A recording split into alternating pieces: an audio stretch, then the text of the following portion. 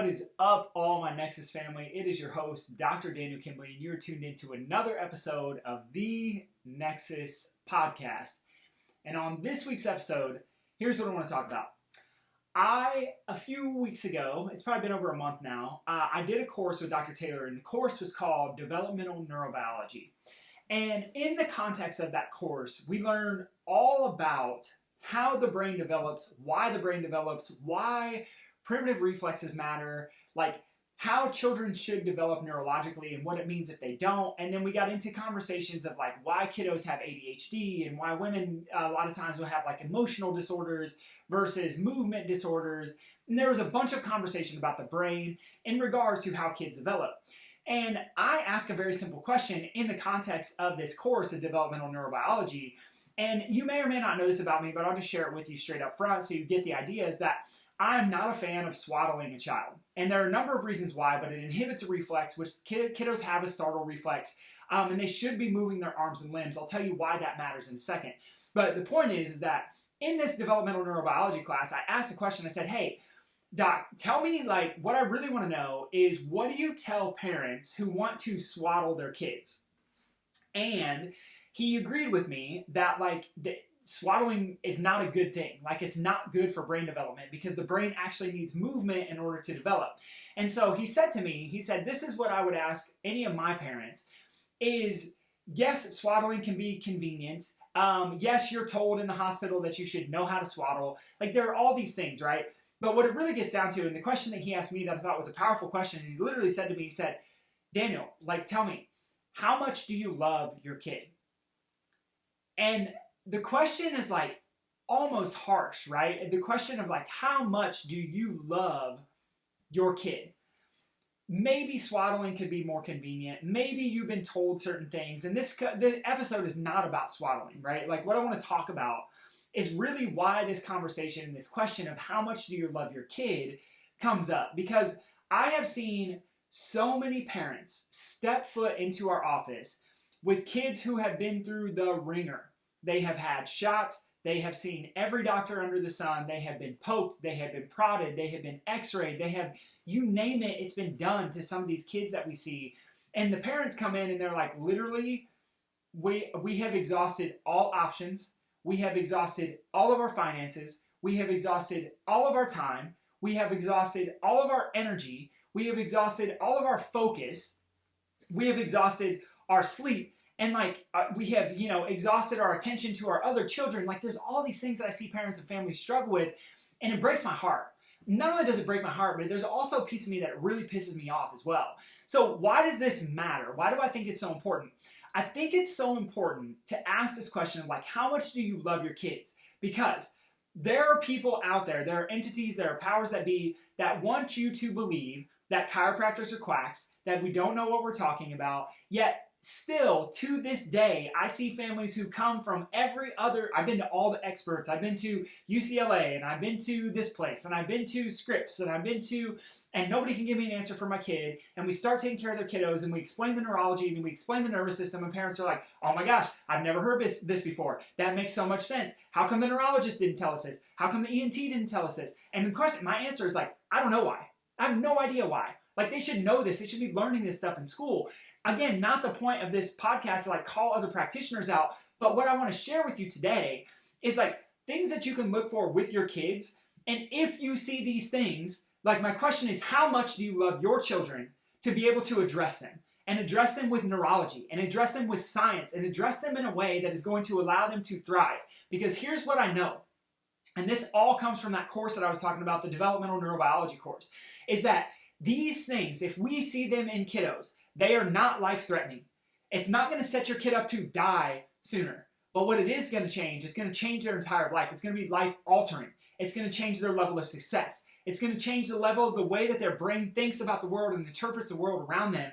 And this is why I, as a chiropractor, get so passionate. Like, you feel me getting fired up. I'm like in the face in the camera. Why? Because so many people, so many families, so many like kids are out there struggling and suffering. And they're suffering from things that they don't have to. And the reason they don't have to is because we know neurologically, getting back to this conversation of swaddling, that movement comes first in the body. I cannot stress this enough to you, is understanding that if you can notice certain things with your child's movement, with your parents' movement, with somebody else's kid's movement, when you notice movement, movement comes first. Now, Dr. Daniel, what do you mean by movement comes first? This is what I mean, is that when kids are born, they're primarily born in a brainstem fight or flight, I'll say the word stress state.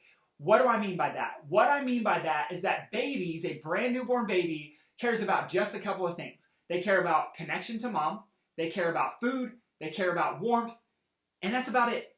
They care about safety. Like, those are the things that a baby needs in order to thrive in the beginning. Then what happens at some point, about 3 months, is the developmental milestone. A kid should be able to lift their head off the ground in tummy time, support themselves with their forearms, and look to the left and look to the right. If this developmental milestone does not occur by the time your kid is 3 months old, they are behind. They're behind, and it's an indicator of how the brain is going to function later. So here's what's interesting, is that movement, this movement, and turning the head, tells the brain to start to turn off the stress part of the brain and turn on the healing part of the brain. The stress part of the brain is the fight or flight part of the brain. The healing part of the brain is the rest and digest part of the brain. Keywords: rest and digest. So when I see parents and there's like, my kid, ever since they were born, they've had digestive issues. Ever since they were born, they don't sleep very well. They're constantly fussy, or they have colic, or whatever it is. Guess what? Those are all rest and digest issues. It's because the brain, literally, because there's lack of movement, the body can't go into rest and digest, which is what we as chiropractors do. I'm not even going to talk about chiropractic on this until the very end of it, but what I want to point out to you is that movement comes first, and we can't have the regulation of our fight or flight system and our nervous system and our rest and digest system without proper movement first, because what we know is that movement of the suboccipital muscles in a very specific way feeds a ton of information to the brain to tell the brain, hey, it is safe. We don't need to release stress hormones. Here's what's interesting. Stress hormones turn off the front part of the brain. The front part of the brain is responsible for our grit, for our willpower, for our emotional regulation, for our behavioral regulation. It's responsible for our connection to others. It's responsible for our eye contact. It's responsible for us being able to read facial expressions. It's responsible for our optimism. It's responsible for our hope. It's responsible for our faith. It's responsible for our creativity.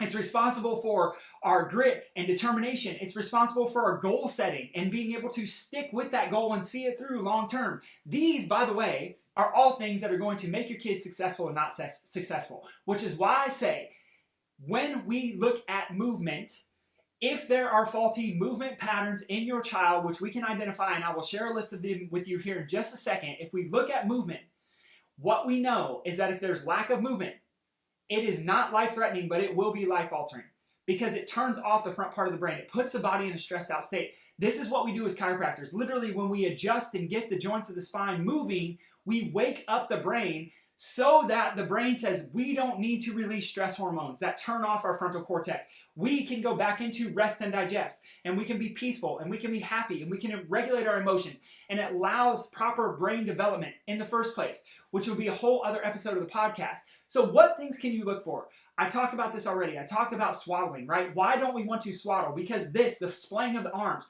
the splaying of the legs, the kicking out, the movement feeds the brain information. It tells the brain that it's safe. And so if we're constantly snuggled and swaddled like this, what we do is we're literally inhibiting a reflex that is designed to be there to feed stimulus and information to your child's brain. So the question becomes, just like our instructor asked us in this developmental neurobiology course, how much do you love your kid? Like, do you love your kid to do the uncomfortable thing where they might wake up in the middle of the night because they startle themselves through a reflex that's actually good for their brain in the first place? Or do you want convenience? Like, how much do you love your kid, right? Yes, it's much more difficult to co-sleep. It's much more difficult to breastfeed. It's much more easy to put your kid in the snoo or the mamaroo or the snuggle me or whatever and put them on their back, but it's not optimal for your kid's brain development. And like, I know there are probably some people listening to me and saying like, yeah, but you don't have 3 kids or whatever the case is. Like, I'm just asking you the question of like, how much do you care about your child's brain development? Because a lot of people will say they do, but then they show up to us when they're broken and they have nobody else who can give them answers. And when we explain this to them, what they do is they go, yeah, okay, and then they leave. And their kiddo is going to continue to have the same issues down the line that's going to lead to neurological brain thought process development issues later. whether or not they can be measured. And so what things can you look for as a parent? Number one, toe walking. If your child is toe walking, that is one indicator. It's not the only indicator, but it's an indicator that there's a problem of movement and there are reflexes that are on that should not be on in your child's body. And the only way to know is to have your baby neurologically assessed by a brain-based chiropractor who understands some of these things. Because if you just try to diminish the reflexes without addressing the neurology and the function of the movement of the spine and the body's movement in the first place, you can actually create more issues down the road. And I've seen this time and time again with people we take care of. So toe walking is one of those things. Toe walking is a movement. A lot of kids who are toe walkers, I see families literally in my office who the parents get adjusted and they have no desire to get their kids get adjusted, and their kids have crazy emotional outbursts and they can't control their kids' emotions and the kid can't control their own emotions. Why? Because movement, lack of movement or poor movement or improper movement stimulates the autonomics to be in a stress state, not in a fight or flight state. Movement comes before the autonomic or the nervous system function. W-sitting. I was having a conversation with somebody recently, and one of the things I noticed, they were bragging about how well developed their child was, which is fine. Like, we all love to brag about our kids, right? But one of the things I noticed is like this person's child is sitting down and they're W-sitting. So what I mean by W-sitting is that when they sit on their knees, their feet actually go outside of their knees and their legs literally make a W shape.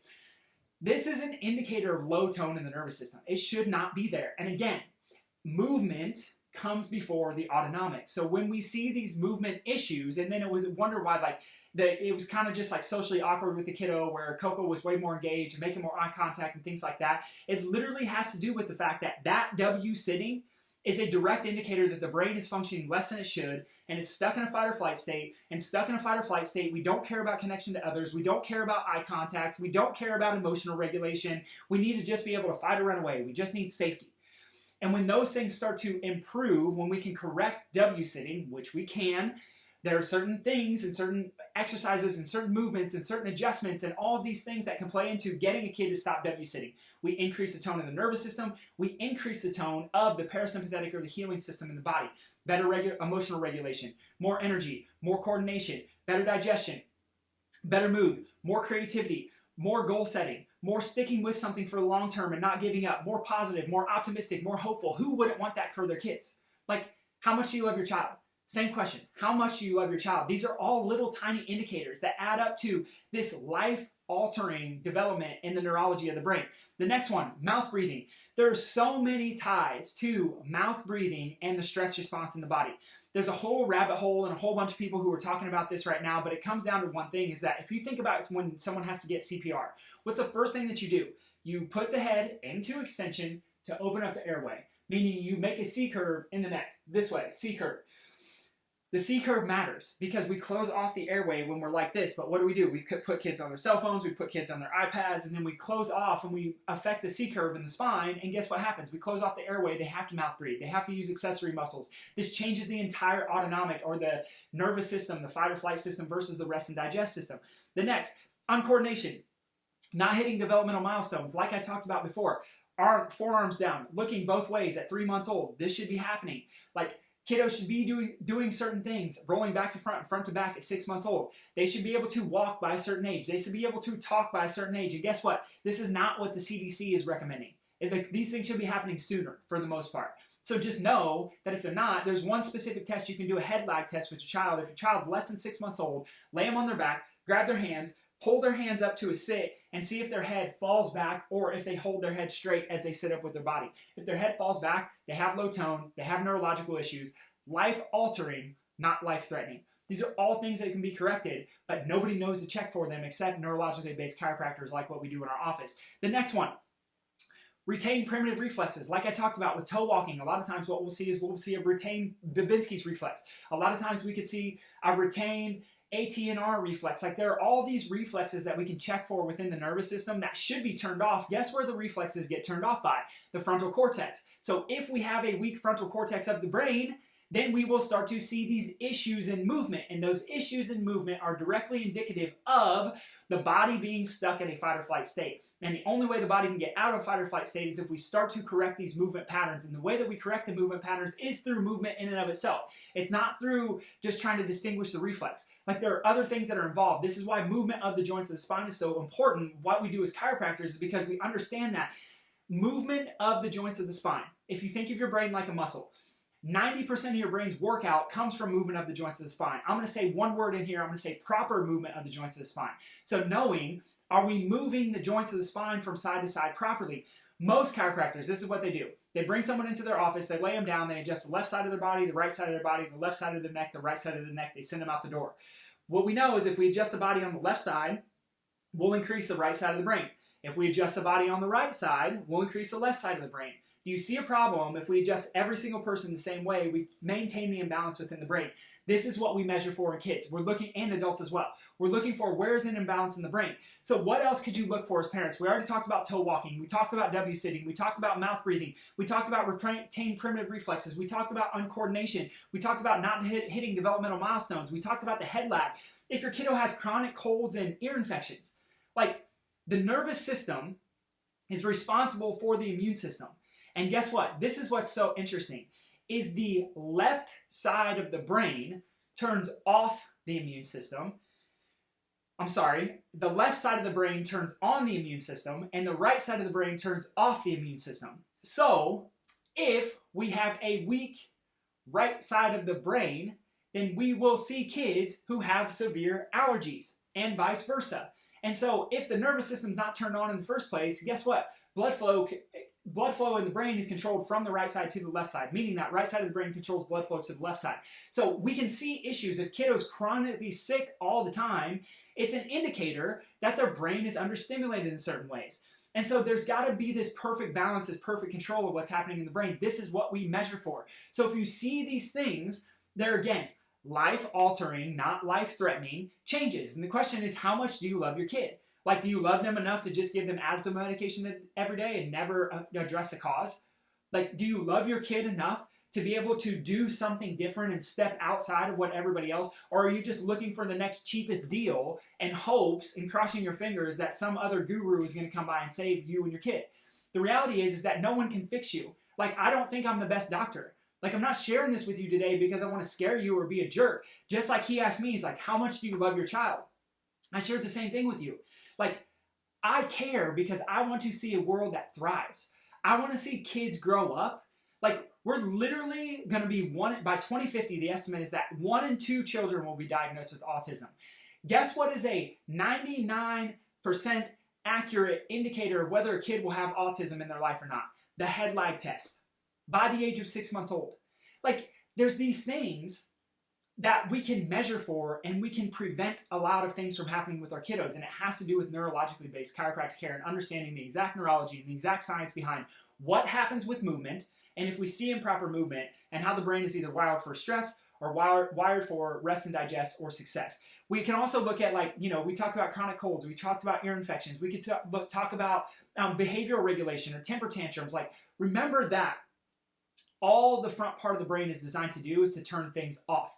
We turn off primitive reflexes when the time is right. We turn off the immune system, or we turn on the immune system. We turn off our emotions that wouldn't be appropriate for a certain time. So this is like temper tantrum. The word temper tantrum literally means temporal, like temporal lobe, which is the emotional lobe of the brain, tantrum. Like, when the frontal cortex is strong, kids don't have temper tantrums. The reason that 3-year-olds are so prone to having these, and because they're learning emotional regulation, because their front part of their brain is still developing. But if you see kids who have chronic temper tantrums and they can't regulate themselves, it's an indicator, again, that the frontal cortex isn't working well. And the only way to full on stimulate the frontal cortex of the brain is through very specific brain-based chiropractic care. 12 to 14 impulses per second, affects a beta somatomotor rhythm in the brain. It's exactly what we do in our office through very specific adjustments based on what we find when we measure all of these reflexes and all the neurological tests that we do inside of our office. So my friends, my question for you again, the one that I asked in the very beginning is this. It's like, how much do you love your kids? Because what I know is that we can set up a world together of kids and families who thrive, where the mom doesn't have to stress, where dad doesn't have to stress, where the kiddos are crushing into life. And the reality is that I see so many parents who are just like, oh, chiropractors are quacks. Oh, a chiropractor can never work for me. I took my kid to a chiropractor one time and it didn't do anything. It's like, it's not about one time. It's about, why do you think I get adjusted? My daughter's been adjusted since birth, like twice a week, every day since the day she was born. And she'll continue to. Why? Because we experience so much stress in our lives. And to mitigate that and turn it off and make sure the body's continuing in this rest and digest state is what life is all about. And we see people every single day. I could share the craziest stories with you of how families are healing, of how kids' health is getting restored, of how performance is coming back, of how kids are making eye contact for the first time, of how kids are talking for the first time, of things that parents were told their kiddo would never be able to do that they're now doing for the first time. So my friends, how much do you love your kids? I love you. I appreciate you. If you got some value out of this, do me one of two things. One, leave a rating. Two, leave a review. And I'll come at you again next week. As always, peace.